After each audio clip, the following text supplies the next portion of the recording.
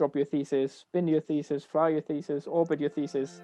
So there's a lot of things you can do with your thesis. You're listening to The Cosmic Cast.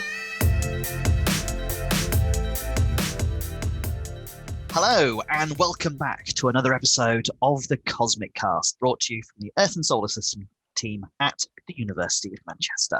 I'm John Penny-Fisher. I'm joined with the regular co-hosts, Marissa Lowe, Ricky Bahir, and Tom Harvey. Hello. And this week we've got a double header, as they say. Our guests are of Gunter Just and Paul Broadley. Hi, everyone. Glad to be back on the podcast. Indeed, this is your second appearance, Gunter, so it's very good to have you back. A privilege. So both of you have been doing something very exciting. I guess last year you went on a parabolic flight very recently as part of a campaign called Fly Your Thesis. We just thought it'd be quite cool to get you both on and have a bit of chat, because it sounds like quite an exciting thing. I guess firstly, really, it would be good just to mention, what is a parabolic flight? So you're completely right. We had the privilege to go on 2 of those parabolic flights. And to answer that first question, what is a parabolic flight? So it is a flight in a plane that simulates microgravity, or by now also lunar and Martian gravity. And what happens is that the plane basically pulls up at a certain angle, and then they turn the engines off, and you go into a controlled dive down, as if you were to crash. That goes on for about 22 seconds, and while you're plummeting down, you are weightless, or you feel weightless at least. Blimey. So you've got 22 seconds to do your experiments in microgravity before the engines are turned on again, hopefully, and you pull out, and then that's your one parabola. That's why it's called a parabolic flight, because the plane does nothing else than you throwing a ball into the air and it comes back down. Wow. And it's one of the few ways we have on Earth, or close to Earth, readily accessible to do any form of research in microgravity, because sending things into actual space is, of course, very expensive. And then the other options are drop towers and sounding rockets, which give you actually better microgravity, but it is impossible to put humans on them. Mm-hmm. So any form of medical experiment, for example, parabolic flights are the way to go. Wow. So how did you guys get involved? So Paul, you're based at the University of Manchester as well. That's right, yes. Yes, I'm based at the University of Manchester in the Department of Mace, doing slightly different research to this, I have to say. But my interest and curiosity and sort of my working relationship with Gunter helped me onto the project, so to speak. Mm-hmm. Yeah, so it was, so my PhD, as the viewers of course already know, or listeners, is about lunar ISRU and about the excavation of regolith and so on. Yeah, and we'll put a link somewhere in the top corner to your previous episode. Yes, here, there. And yeah, I worked with a fellow PhD researcher at the University of Glasgow. I worked with at EAC, so the European Astronaut Center in Cologne for ESA during our master programs, and she's investigating how to get the oxygen out of moon rocks.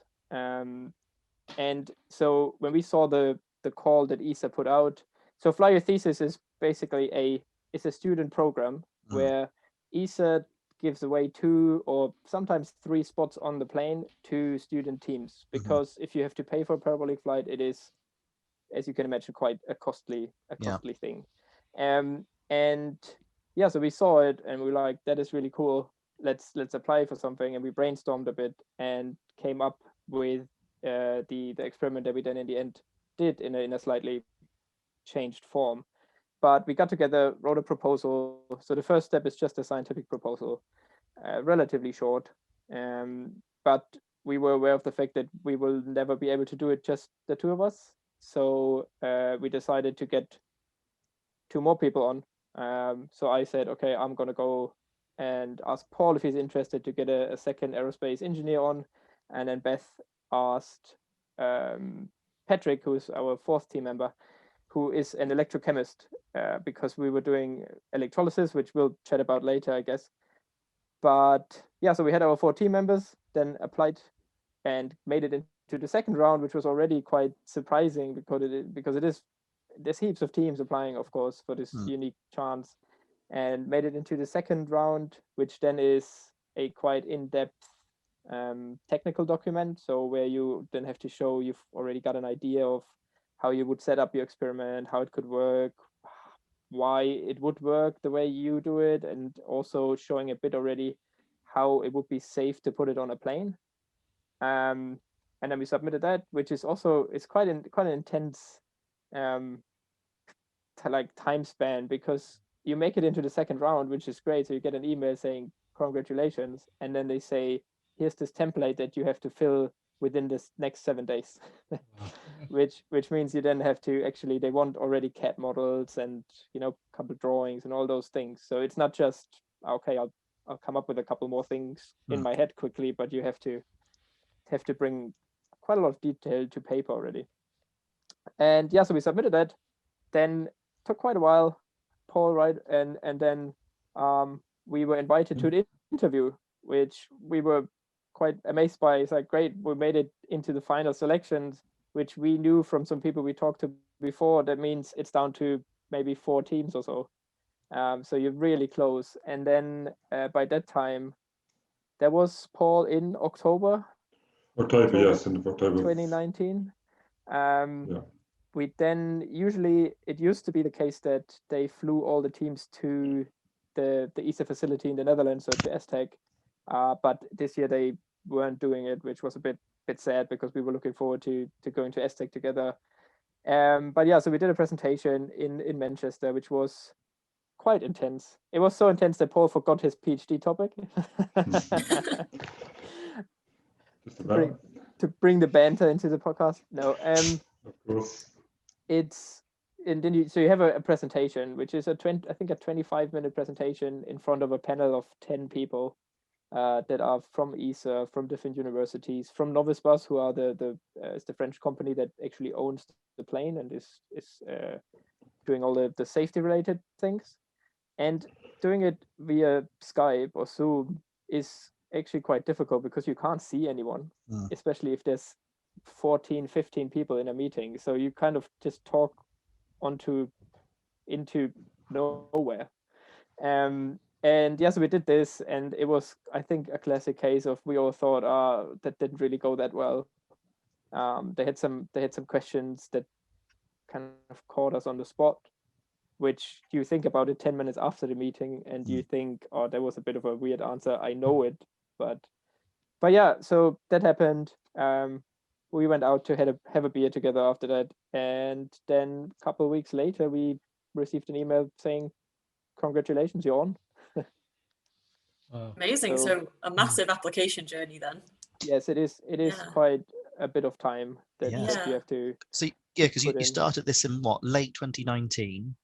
Yes. So the usual schedule is you get selected late in autumn of a year, and then the flights usually happen in October. So it's a full year basically that they give you as student teams to be able to provide you enough time to be ready. Yeah. Because you're a student team, so you probably do not have a lot of funding available for this, or you have to go out and find your funding. Everything takes a bit longer. And yeah, then for us it was of course even more stressful, because out of our year there were 6 months cut out where we didn't have access to our labs. Of course, yeah. So what experiment were you proposing to fly? So I'll keep talking, Paul. You'll I'll add as and when needed. So as I said, Beth is interested in extracting oxygen from the lunar regolith, and because she's doing that with it's called the FFC process, or metallysis process by now, and it's based on electrolysis. So, but it uses molten salt at 900 degrees, which you would never be allowed to take on that plane. And it's also too complicated. So they're really looking for experiments that are like investigating fundamental properties or characteristics or something like this. Did they specify that in the application process? They do not, but Okay. it's the rumors you hear Yeah. if you chat with other teams and people who applied before and so on, because they know how difficult it is to build anything that makes it on that plane, and if your proposal is already too complicated, it's likely you're not going to make it. Yeah. So what we said is we want to investigate the efficiency of electrolysis in different gravity conditions, because I'd like to add there, Gunter, that we probably did have a much more complicated experimental proposal than we ended up with anyway. Yes, that is that's very important to say, true. I guess. But we did sort of cut back on a lot of the, not a lot, but a few requirements that we just realised was sort of overstretching from engineering and chemistry point of view. That is true, which lucky enough we did, because otherwise it would have never worked. But yeah, so we wanted to investigate electrolysis in different gravity conditions, because electrolysis is a process that is important to a lot of processes for space exploration, right? So fuel cells, life support systems, production of oxygen for propellant or oxidizer. So it's an interesting field, and it's relevant for what we're doing, and that's also why we proposed it, because we're both doing lunar ISRU, and it is a thing that we need to make it work. And the thing that we know is, or what we think we know, so people have done tests on big centrifuges on Earth, so in hypergravity, and the efficiency goes up because your bubbles are, so you make a bubble on an electrode surface, and then in a high gravity environment, it just shoots off right away, exposes new electrode surface, so you can make more bubbles, and that just goes on. And then people have tried it at 0G before, and your efficiency drops massively, because the bubble just there's nothing that makes the bubble go away from the electrode. It just grows into a bigger and bigger bubble until maybe at one point it pops or it splits or it goes somewhere, but there's no need for it to go somewhere. And once all your electrode surface is covered in bubbles, you don't have an active surface anymore. But then, so that's what we knew from the literature, and then we looked for papers that investigate the range in between 0 and 1, because that for us as lunar people, that's where we are, and Martian people, Ricky, you're a bit further up, but so we looked at this and we did not find a lot, which was very interesting, because people have made predictions and said, okay, this is at hyper G, this is at 0G, so it might be this relationship, but there were no experiments to prove it. So we said, this is great that we found this, that's what we're going to do. So that was the experiment, to map this area between 0 and 1G and see how the efficiency changes, because it might be a linear trend, but it could also be a tipping point. And if the tipping point exists, let's say, very close to the lunar gravity, that is crucial to know if you want to fly it, because it would be a shame if we build a cool, molten salt reactor, and then unfortunately, because of the lunar gravity, we lose 50% of its efficiency. So that was the idea. So to go back a bit, I feel like I can picture what an electrolysis setup or cell looks like, but would you mind going into a bit more detail, especially like what would you put into it and what would you be hoping to get out? Paul, you want to go, or should I do that? Yeah, I mean, I can sort of explain it in layman's terms, which is probably as much as I sort of know about the whole process. You basically, we built a small box, so to speak, out of polycarbonate, and then inside we stuck in an anode and a cathode, which is basically like a gold sheet and a copper sheet, and then we hope that the electrons somehow transfer sort of between the gold to the copper, and hence completing the electronic circuit. And inside we put in copper sulfate and acidic solution, such that they can indeed, those electrons can pass through via a membrane in the middle. It's basically how sort of gold plating works, I guess. Yes, it's also the same. It is the same principle as you would split water. right? So what Paul says exactly, you have two electrodes, and you put a potential difference on them, and then you, in the case of water, you split the oxygen at one of the electrodes, and then on the other side you would make the hydrogen. But the problem, that's why, so Paul was talking about gold and copper.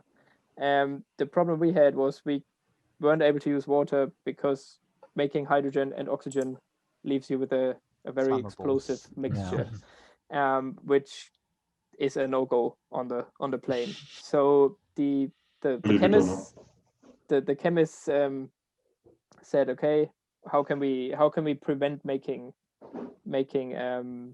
hydrogen in an aqueous solution? So as Paul said, we had a copper sulfate solution and a bit of an acidic solution as well, but that's details, right? The important bit was the copper in the solution and the copper electrode that we had, because what happens then is that before we make hydrogen, we deposit copper onto the copper surface, because that reaction happens at lower activation energies already.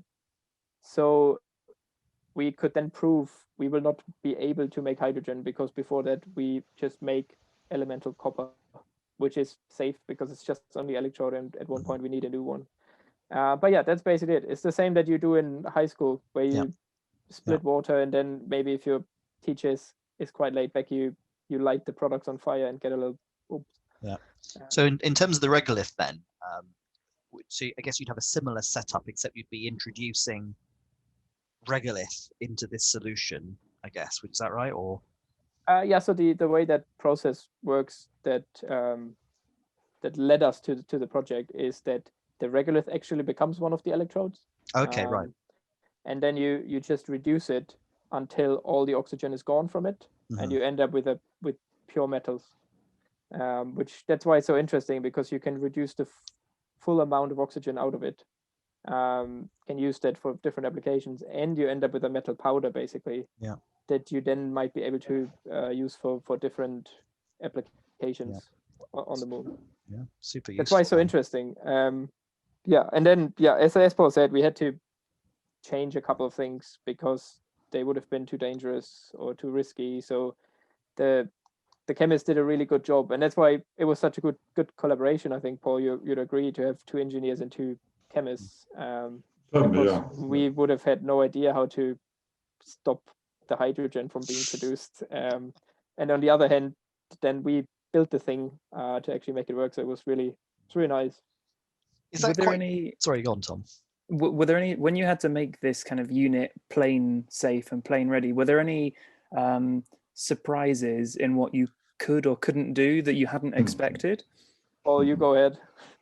It's just going to make me angry otherwise. Where to start, I think, is a better question. I think sort of every step of the way there was some requirement or some particular safety feature that we'd have to implement that sort of multiplies the safety factors by a magnitude of thousands, rather than the aerospace standard of 2.5 in terms of aerospace. So I think it was working on safety factors of tens of thousands in some cases, where if a motor was to spin so fast that it somehow was to be released, and at the same time all the acid was to come out, and also at the same time everything destructed in one go, would it still be safe? And sort of ridiculous requirements like that we can understand why they have them, but to the extent at which they want those implemented and proven and shown is sort of 2 separate things in our opinion. Yes, so it definitely cost, I would say, Paul, I think you agree, we had a couple of sleepless nights of things of like, how do we prove this now? Because the safety factors were high, and so there's basically a long document that Novice Boss gives you, which has about 180 pages or so, where there's requirements for everything you could imagine, down to how many bolts do you have to use to fix something in place. And presumably you're like weight and size limited as well. I'm guessing you haven't got the whole of the aircraft. So. You are limited to a maximum of 200 kilogram, and that's already including a 10% safety margin. So basically 180 kilograms, is something from then on they get nervous because you get really heavy.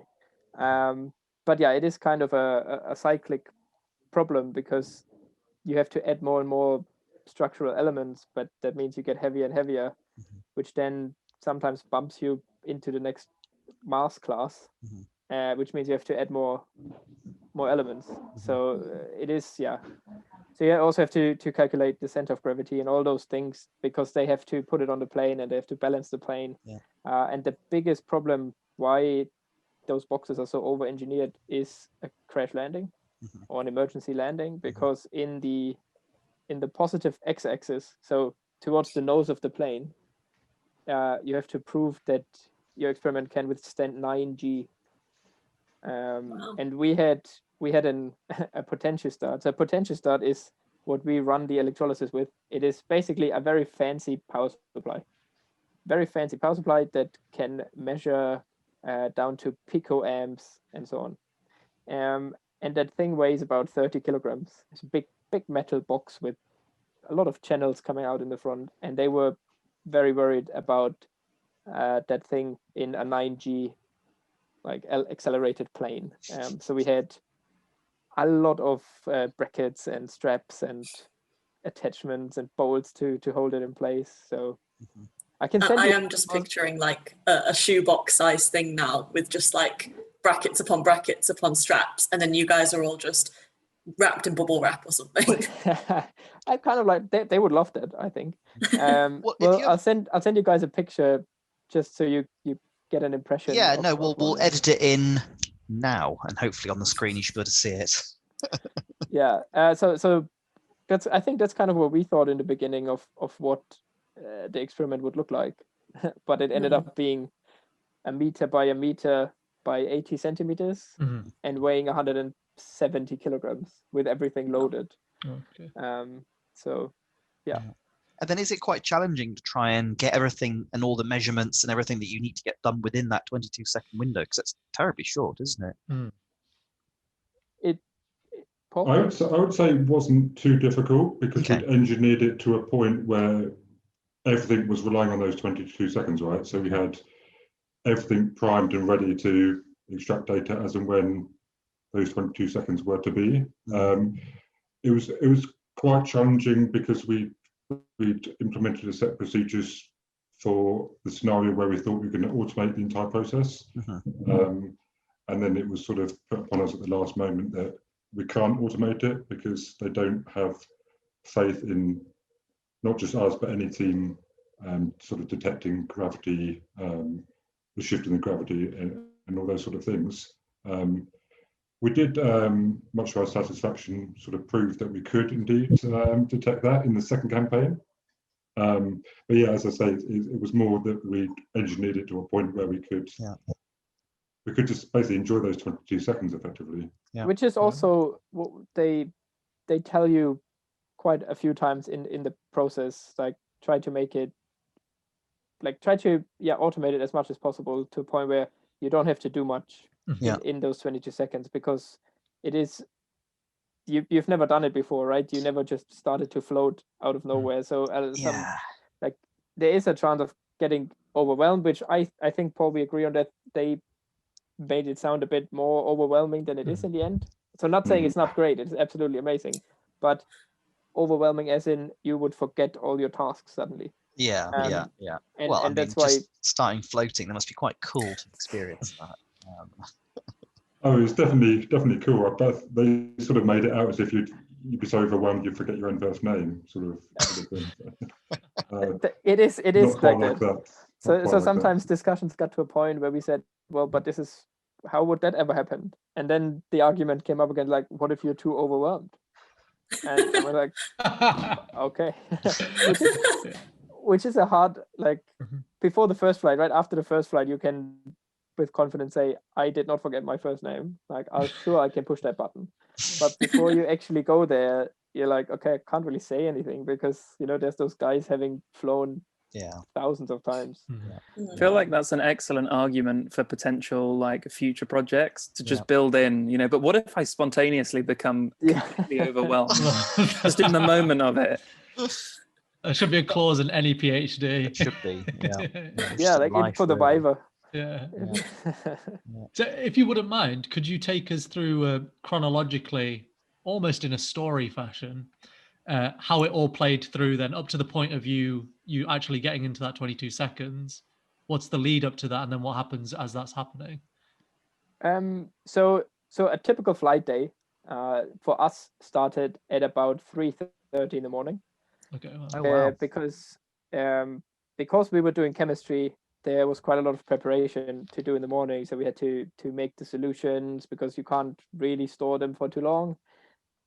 We had to build all those little cells. So we had a total of 6 cells to have. They were, to some extent, they were doing different things, but then also to have enough repeats.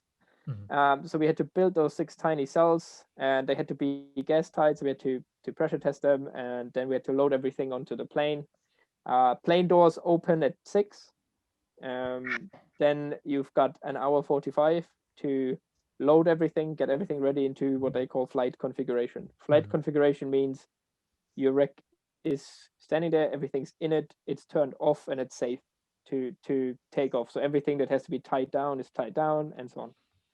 And then at 8, the doors close, and everyone who is on the flight has to be inside. And it's actually very much like at 8, the doors close. So this were really like frantic moments in the morning, because out of 6 cells, I would say at least 1 every day wouldn't seal properly in the beginning, and then you have to do it again. But then also we can't run too many experiments before, because it changes the concentration of the acid that we used. So you've got a very like narrow margin of, okay, we can do another one, but then we just have to do it. But then also we can't leak on the plane, because that would have resulted in the whole thing being shut down. So that was, I would say, Paul, probably some of the most intense hours. Certainly, yes, yeah. We did sort of budget maybe 45 minutes of contingency into those that time in the morning. I think all of us would have enjoyed another 45 minutes in bed, given that we were sort of working on 4 or 5 hours of sleep each evening. But the truth of the matter was we couldn't know until the day, as Gunter said, will we have one that's not pressure tight? Will we have a cell that's not working properly? And when we actually go onto the plane, we have all 6 cells ready, and we've tested it with our control computers. We don't know if that's going to work. So out of the 6 flight days across the 2 campaigns, I'd say 1 or maybe 2 was down to the wire. Certainly the first day on the first campaign, and possibly 1 more, and then all of the others we were a bit more relaxed, I would say, but it was still a case of knowing exactly what we were doing and when, and who was doing what.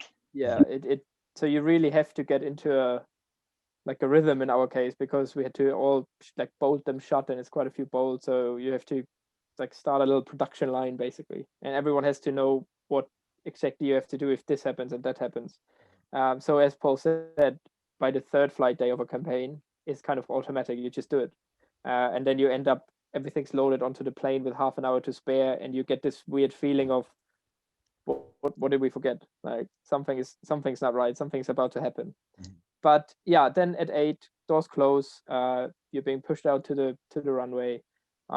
Maybe worth to say, it is a regular Airbus A310, which funnily enough we found out belonged to the German government before. And then they just stripped it completely empty on the inside. There's only a couple seats, and everything is with white padding. And where the seats usually are, so where the seats are fixed to the plane, that's where you fix your experiment in. And then we took off around 8:30ish maybe. Then we had the extra pleasure of flying to France, because usually this happens in Bordeaux. So you launch from Bordeaux, you go to the ocean, fly up and down, go back to Bordeaux, and it's quite a relatively quick thing.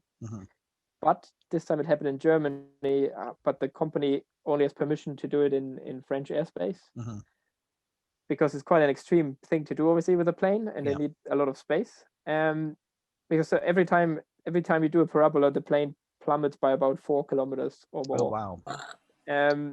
And so we had to fly into French airspace, Mhm. which if the weather is nice, you go to the Atlantic coast. If the weather is not so nice in the Atlantic, which in winter it's often not, then you fly all the way to the Mediterranean. Oh wow.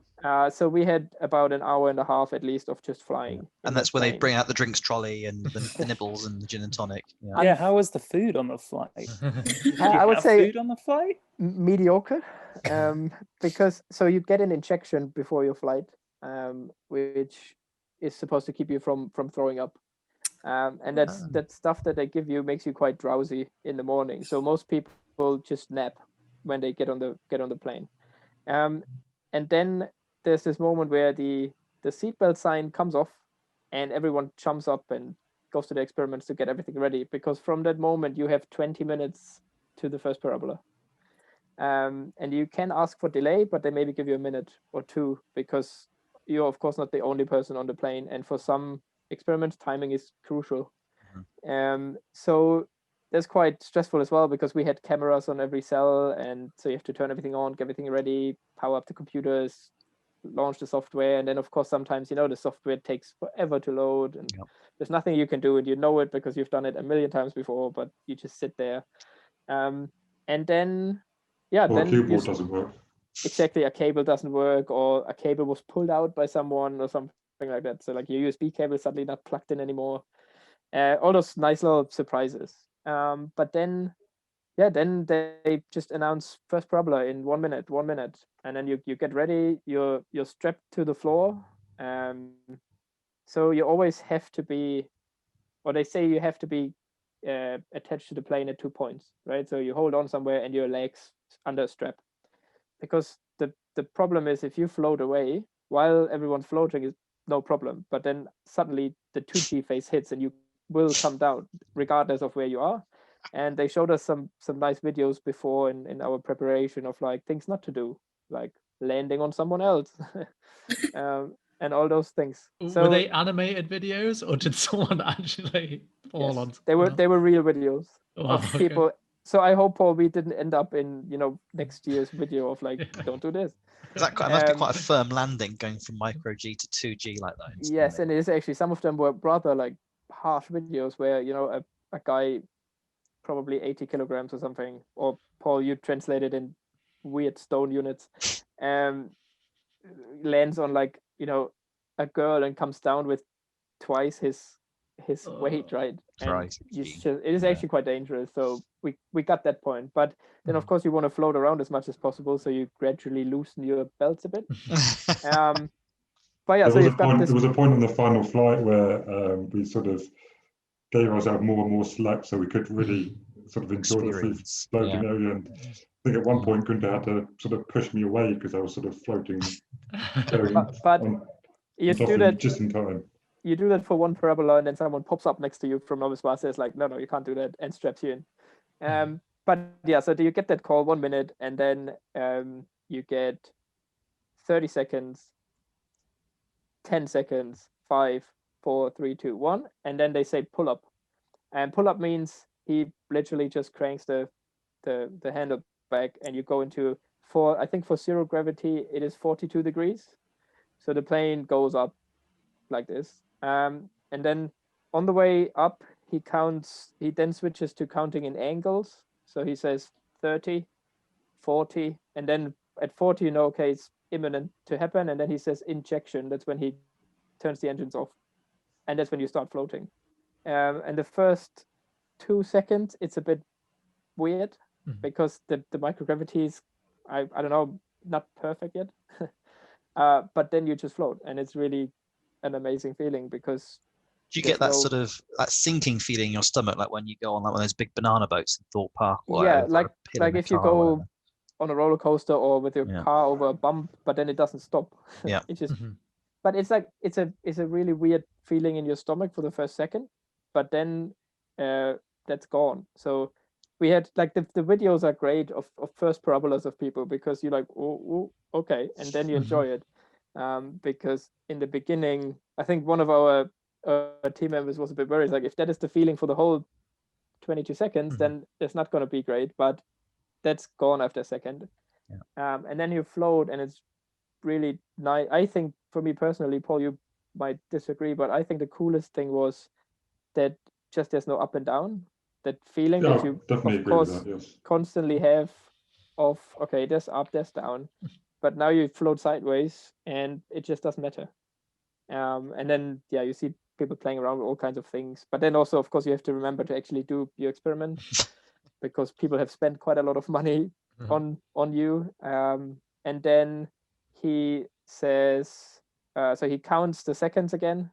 And then at one point there's pull out, which then means you just plump down 2G phase, which is quite another thing I think that they made, like they made it sound a bit more extreme than it is. It is like it's 2G, not 9.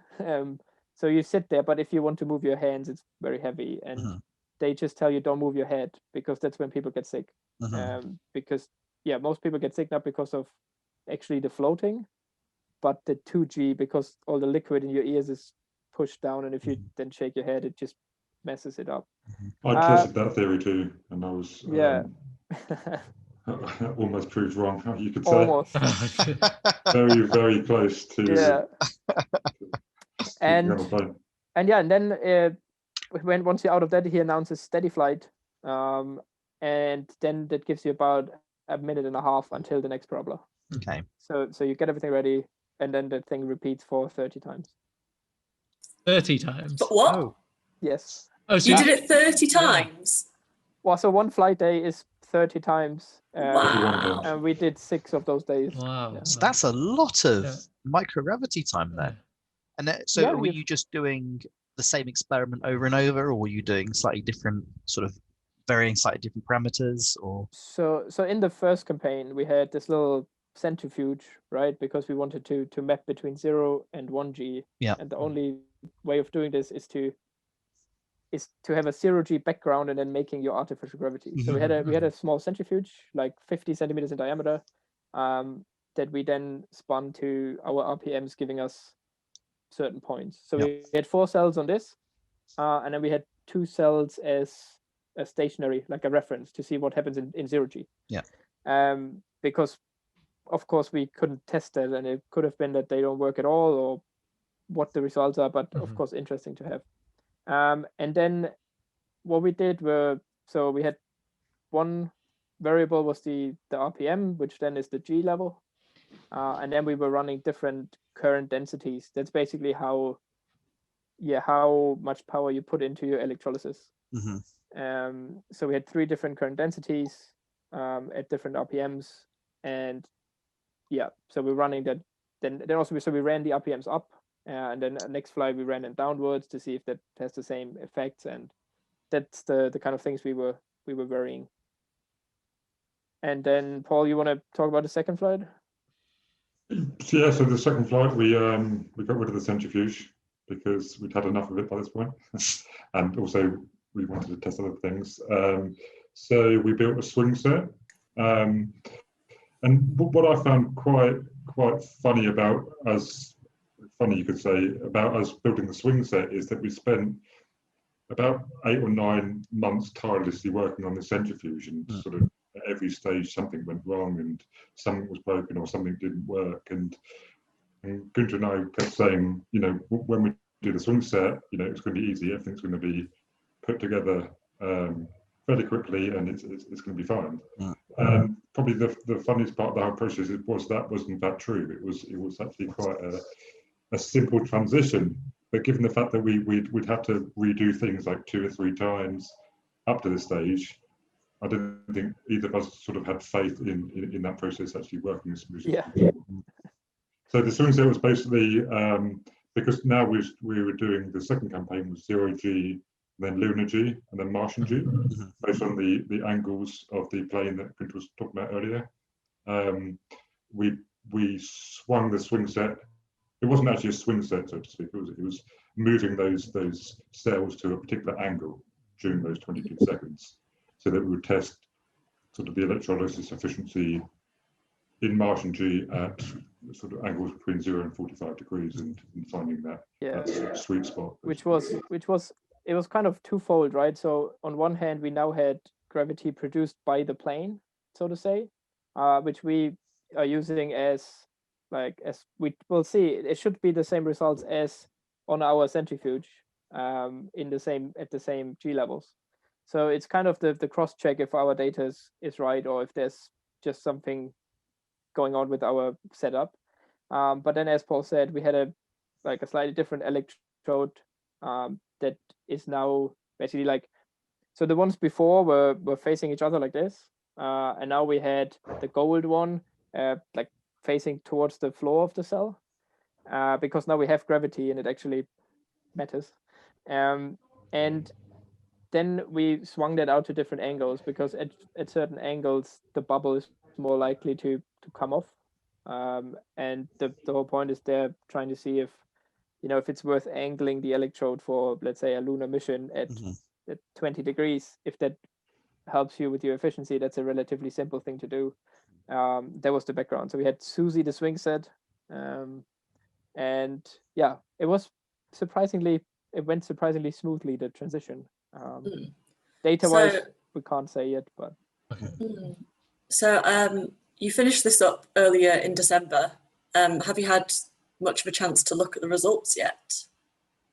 So we had in between the two campaigns, so we had about 2.5-3 weeks in between the two campaigns, which we have to add, I guess, that having a second campaign it's not the usual way it goes.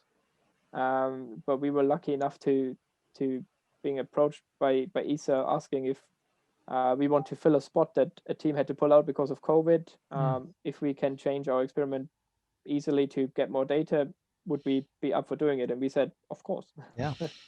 Even though at that point time was already, we wasn't even sure if we were going to make the first campaign by this point. Exactly, but of course you're not going to say no. No, absolutely, yeah. So we had a look in between at the centrifuge data, and we were quite happy that we are seeing a trend. So it's not just random noise. There's definitely a trend we're seeing.